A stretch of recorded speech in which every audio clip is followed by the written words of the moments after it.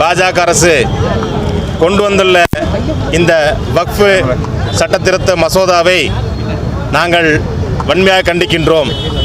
இந்த சட்டம் இஸ்லாமிய மக்களின் சொத்துக்களை கொள்ளையடிக்கவும் வக்ஃபு என்ற அமைப்பை இல்லாமல் செய்யவும் பாஜகவால் கொண்டு வரப்பட்டுள்ள ஒரு கருப்பு சட்டம். நேற்றைய தினம் எங்களை பொறுத்தவரை ஒரு கருப்பு நாளாக கருதுகின்றோம். ஜனநாயகத்தின் மீது நடத்தப்பட்ட மிகப்பெரிய தாக்குதலாக சட்டத்தை நாங்கள் பார்க்கின்றோம். அரசியலமைப்பு கொடுத்துள்ள அனைத்து மக்களுக்கான உரிமைகள் இதில் மீறப்பட்டிருக்கின்றது. நமக்கு இஷ்டப்பட்ட மதத்தை பின்பற்றவும் மத சுதந்திரங்களையும் இது கேள்விக்குறியாக்கின்றிருக்கின்றது. எனவே இந்த சட்டத்தை நாங்கள் கண்டிப்பாக நீதிமன்றத்தின் மூலம் அணுகுவோம்.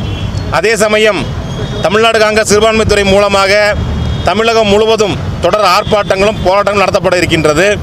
ஒருபொழுதும் இந்த சட்டத்தை நாங்கள் அமல்படுத்த விடமாட்டோம் என்பதை இந்த நேரத்தில் தெரிவித்துக் கொள்கின்றேன்.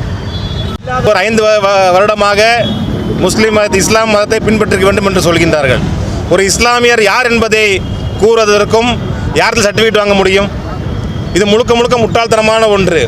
அதாவது வக்ஃபு சொத்தினுடைய அதிகாரத்தை குறைத்து மாவட்ட கலெக்டர்களிடத்திலே இந்த அதிகாரத்தை கொடுத்து வக்ஃபு சொத்துக்களை ஈஸியாக கொள்ளையடிப்பதற்கான ஒரு மிக மோசமான சட்டம் தான் சட்டமாக நாம் கருதுகின்றோம்.